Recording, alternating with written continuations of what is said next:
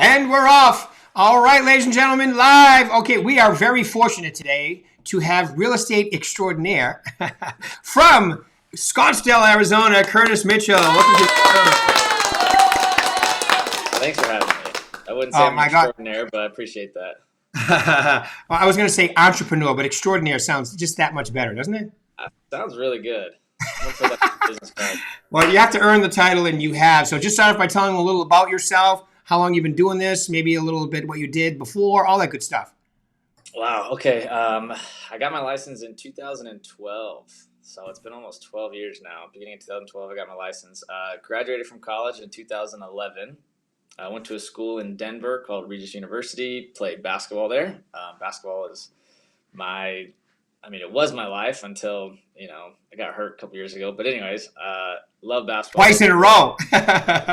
For both of my Achilles. So if anyone's ever done that, I feel your pain twice. And, I might get back out on the court. I'm cleared to play again. So I'm going over this midlife crisis. I'm cleared to play again. I love it. Back to play, so we'll see what happens. Well, in the words of your good friend Jeremy, J. Pierce, don't play defense. Yeah, it's funny. Is both times it happened, it was on defense both times. So maybe that's some good advice. Yeah, just got to shoot it. But yeah, so I got a business degree, graduated 2011. My dad actually is an agent and had his license at the time, and I didn't know what I was going to do when I graduated. And he said, "Why don't you get your real estate license?" And I knew I was moving home. Denver was too cold for me. We were just talking about it. I hate the cold, hate the snow, and was ready to move back to the warm weather. So moved home, got my license beginning in 2012, and then haven't really stopped then. So we have a little team, kind of went through the waves of hired quite a few people, and now we're back down to minimum, but we're enjoying it and learning along the way and selling a couple houses here and there. That's awesome. No, I love it. I love it. Yeah. Well, see, now if you traded in, basketball for skiing, then you probably wouldn't have mind staying in Denver. Yes, exactly. I actually snowboarded. I snowboarded one time. We weren't allowed to do anything like that because we'd have got hurt. We'd have lost our scholarship. So I just stayed away. Right. And when I graduated, I snowboarded once, and that's probably the last time I'm going to do it. So, yeah, it's totally different when you get a little older. Like I tried one time because I've been skiing my whole life, and I tried to snowboard one day, and I was like, okay, I won't be doing that ever again because I can ski really well. And snowboarding, I spend most of the time on my butt, which is not fun. That's exactly what happened. I was bruised up, banged up, and it's not for me, and I'm okay with that. Yeah, you would have kept your Achilles, but you would have ruined your knees. I fell a couple times and thought, oh, there it is, there they go, and so I'll be happier in the resort drinking. Right. Right. Yeah, in the resort by the fireplace, having a few adult beverages and relaxing. I got you. You can even wear a fake cast. It's really good when you're talking to the ladies. All right. Enough about that. Let's move on. Okay, so tell them a little about so your production level and maybe your goal for next year and how you plan to do it too. Yeah, so we kind of, like I said earlier, we've been through we hired, I think we had 7 people at one point. So I would say like small, medium team. My dad has kind of semi-retired over the years, so I'm kind of been taking over, and it's been tough to navigate hiring people, training people, selling on your own. So last year was kind of a big year for training and getting people on board and doing all that, but I didn't really focus on my own personal business. So this year was the goal to do. So last year, all the numbers wise, I think we did 20 million or so in sales last year as a whole team. And this year, my goal, focusing on just myself, was 20 million just myself. We lost a couple people. Jeremy used to be on our team. He started his own. So we kind of got back down to the basics, and I wanted to focus on systems and, just kind of like my own personal stuff rather than growing the team and training and all that kind of stuff. So we are currently right around like the $12 million, or I guess I'm right around the $12 million mark. We definitely didn't hit the 20 million that I really wanted, but I think, the last half of the year, I don't want to blame the market or anything, but I think a lot of people's business was great, and then things just kind of died, or vice versa, and it wasn't as good as I anticipated. But one of the big things this year for me was work-life balance, and being a part of been a couple masterminds. That was kind of a big takeaway this year for a lot of other agents, not only myself, but the work-life balance was pretty critical. So I think honestly, like, I didn't sell the most this year, but I had a really good year, just all things considered in my life, which I loved. So Getting it back together, getting yeah, getting it all together with the little Cal Pal. Tell me, yeah. tell him about your son, of course. So yeah, he's my world. He just turned 3 in August, and he is bright blonde, looks like his mama, but he is just a handful, and he is literally my everything. So I love to post about him. If you follow me on social media, that's basically all I post is him and real estate stuff. And so He's a yeah, character. that's my dude, and He's a he's a character. handful. He's a really fun kid. He looks like a little linebacker baby too. He is. He's huge. He's bigger. Everyone that meets him, there's like, oh my gosh, is he 5? I'm like, no, he just turned 3. But he talks really well. He's bigger than everybody in his class. But he keeps me young, keeps me on my toes. I think I got some more gray hairs because of him, but at least I still got my hair, I guess, right? Right, exactly. Ooh, wow. He goes right for the kill, Paul. Did you hear that? Exactly. Thank you He for that. gives you That the was good. symbol. No, But yeah, he. one of my goals this year was to just be with him and be present with him. I think years Yeah, past, you can get caught up in the whirlwind of real estate and not focus on yourself and your family. And one of my big things this year was to be present when I'm with him, and I was and still am. yeah. So No, it's very I think good. Keep posting too, because we love to see the updates on the Cal Pal, situation. It's very important. yeah, I love it. Well, okay, so you said a bunch of good stuff here. So let's dissect a couple of them. Number one is you started off with you learned a lot because there's a difference between being a dynamite salesperson and selling and then building a team and hiring people, right? So you learned a lot Correct. doing that. Tell me a little about that Yeah, process. being in sports, I've always loved having a team or being on a team or being a part of, something bigger than just a solo agent type deal or whatever. So I always wanted to have a team. And I think it's hard, or you have to have really good time management skills to run the team and then also prospect and sell yourself. Hmm. And I think you don't really know that until you do it, right? Or you get into it and you hire a couple people, and then you're always on call for them, but then you're also always on call for your clients and stuff like that. So there's definitely a balance of that. And, I don't know if I want to keep growing the team, keep it as it is. Um, I thought this year was great just to get more of my personal business going and working on all the systems and the back end stuff for being sustainable. And I think it was a numbers wise, I don't want to say I'm disappointed, but it sucks not hitting your goals. But at the same time, like I learned a lot, and I think that's more important than Yeah. just hitting it. Well, the education, the great thing about real estate is you get to earn while you learn, and you learned a lot in the last few years. All right. Yeah, And it's a critical point what you just said there. If you're going to hire a team, if you're going to get a team going, you have to really focus on doing the activities that got you successful so you keep your hmm personal production up while you're building a team, if you're going to decide and to it's do that. hard. It's Yeah. hard. I think if I did it all over, I would hire another person with me to help. Maybe have Yeah. like a salesperson or somebody that's kind of on my same level of just being on call or being there to just help, because I think the best teams have multiple people in place, that it's just not one person doing everything. It's, Right. there's a sales trainer, there's somebody that's onboarding, there's a, transaction coordinator, all the things to just put people in place to help grow. And, that maybe that's the future for my team or Yeah. what I'm doing, but we'll see. I don't know yet. Well, as you and I talk about all the time, because we've been coaching together for a while. Is that the best way to run a team is by leading by example. And I think Mm, that the last few months, especially when you've been focusing on your personal activity, has really helped your production. yeah, for sure. Yeah. Yeah.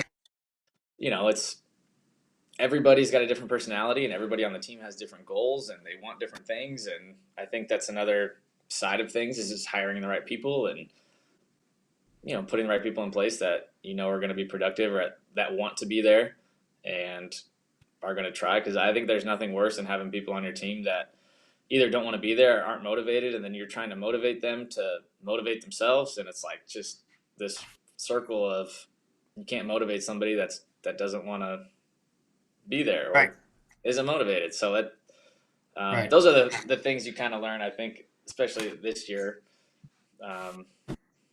for Well, myself. I But think Monica and Charlie, I think, I think they are different, and I think they both, Monica is, she's been doing it a little bit longer, and Charlie is, yeah, right. So I think you got to narrow down to the people that are going to stick for a while, and you just you gotta focus on what you're going to do and help them as much as possible, right? for sure. Yeah, and they're good people. That's the other side of it. I mean, They I are, think you should hire good people at the end of the day. Whether they sell or not is a whole other side of things. But if you got good people and on your team, usually it all works out. and two athletes as well. We might want to make mention of. Yeah, everybody on our team is an ex-athlete, which I absolutely love. And I don't know if that's just that wasn't planned, but I think just the drive of somebody that played collegiate sports, Right. um, that's Yeah, and something. That's something. Charlie even played a little minor league ball too, right? He Triple A. I did, think. yeah, with the Yeah. Brewers. Yeah, he had a good That's career why he's there. got a 320-yard drive. that's that's exactly right. He won the long drive this year. That was I hilarious. know. Yeah, he's fun. We do a golf tournament, if whoever doesn't know, and in both markets. Well, I should say in two of the three markets, which is Arizona and Nevada. We haven't done one in California yet, but I'm not opposed to. Right? We just got to get the Yeah, participation. But it's always a blast to get together and do that especially for a good cause. This time was the Miracle. I mean, Sunshine Kids. yeah, Yep. That's what, right? People, what someone yeah. said to me yesterday? Curtis, you're going to love this. Someone said to me yesterday, not yesterday, a couple weeks ago, they said to me, hey, are you the sheriff? Yes. I thought that is Yeah. hilarious. I never even thought it looked like a star, but That's I great. appreciate that. No, it's for the Sunshine Kids. I laughed my butt off. It was like a young person too, like probably like 7 years old. Are you the sheriff? Uh, Yep, I'm the sheriff. yes, I All am. right. Well, let's keep going here. Okay, so this year, when I say, because we're going to sell more in 2024, right? This year, you're going to spend a lot more of your time. You've got the team in place. Now you've got to fine tune, but at the same time, keep doing the activities that cause you to do a bunch of business. Yeah. Yeah. One of the things that I tried to do this last year was build a database, and it was kind of more of a numbers game more than anything. And I think what I'm going to focus on this next year is instead of just making it a numbers game, like just go deeper on your current database, like build deeper relationships with the people that are already there that know you and trust you and have done business with. So I think this last year, I mean, I'm always trying new things and seeing what I like and what I don't like and what works and what doesn't work. And I think this last year was kind of not a wake up call, but just something like, hey, that doesn't work for me. It might work for some people that have 20,000 people in their database, but if we can stick to 200 and consistently talk to those 200 people and have a deeper relationship with all of them, just have 200 fans of yours that Right. refer everyone they talk to. I think to me that's an easier number to manage, and also like it's more fun to have people that you actually have done business with that like you and you have relationships with, rather than 20,000 just random. You send emails once a week or whatever. So I think that's one of my big goals this year is just to get deeper in our CRM and our database and just Yeah. build more deep relationships, especially now that like with the market changing. And I think this next year there's going to be a lot less sales happening since the last 2 years. So you really got to focus on those relationships. Right. Well, even if sales are down, there's so many transactions, right? There's so many transactions in your area, and if you're being proactive, you can definitely get the piece that you want out of it. And I was just going to remind you, and I'm sure you remember this, kind of when you started off early on in the business, that's what you did. You went through the boxes, right? Remember the Yeah. boxes, and you just started loading everybody up and calling them and redoing the relationship, and that's what really set off you guys off and running. Yeah, that definitely helps. If for those who don't know or don't know the story, my dad had file. He's definitely old school, and he kept files of all of his past deals, and didn't have a database, didn't keep track of, just like home anniversaries and stuff like that. So my job when I first started, at least, was one of our ideas together, is just to go through all those and make a spreadsheet.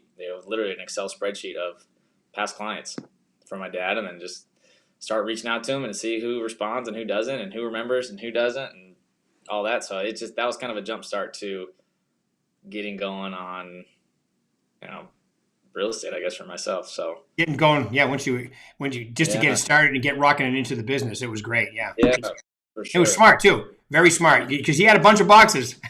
He had five, yeah, he had so many boxes, and I'm like, why do you still have these? But I mean, it helped. It worked out Yeah, because he had all the contracts and all that, but and the yeah, addresses and everything. So absolutely. All right, so that's one of the things that I wanted to jump in on. The other one was when you said, like you've learned in the last few years, and kids are the best reason, right, to really redefine what the work-life balance is, right? You've probably made a big change in the last few years on that. yeah, I think, golly, that's probably been my motto personally is just work life balance. And I think in this business, you can get so caught up with I have to work 24/7, nonstop, weekends, holidays. Every client's the most important client, but you can get really burnt out really fast. And I think that kind of happened with me, and it happened with my old marriage. And if you put work the number one and clients your number one, then other parts of your life start to fall apart. And that's kind of what happened. So going through all that just personally, I think it helped me, just grow as a human being to, hey, like work's not the most important thing, especially when you have a 3-year-old that loves daddy and wants to just be a part of everything in life. And I think that's been really important for me, for my soul. And, work will always, I truly believe, work hard enough, but enjoy the time, because that you'll never get that back. So you can always make money, but the Right. time you can't get back. So that's been a big thing for me this year, and I think I've worked a lot less than I have in the past. Made probably the same amount of money, maybe a little bit less, but I've enjoyed life tremendously this Right. last year. Well, and now that you've redefined it, you're set up to really take advantage of all the lessons over the last few years to really cash in on 2024. Yeah, for sure. I think I'm probably the most prepared I've ever been for this next year, mentally, physically. I mean, I tore my Achilles the last 2 years, so physically was hard for me, 'cause being on a knee scooter trying to show houses is not the most ideal thing to do. And yeah, just emotionally, all the things. These last Yeah. couple years have been tough, but I think that's we Just go so through things. everybody understands, you tore your first one a couple years ago, and then you It got was back. You go ahead. You tell yeah, them the story. yeah. So I tore my left one end of 2020. I think it was 2020.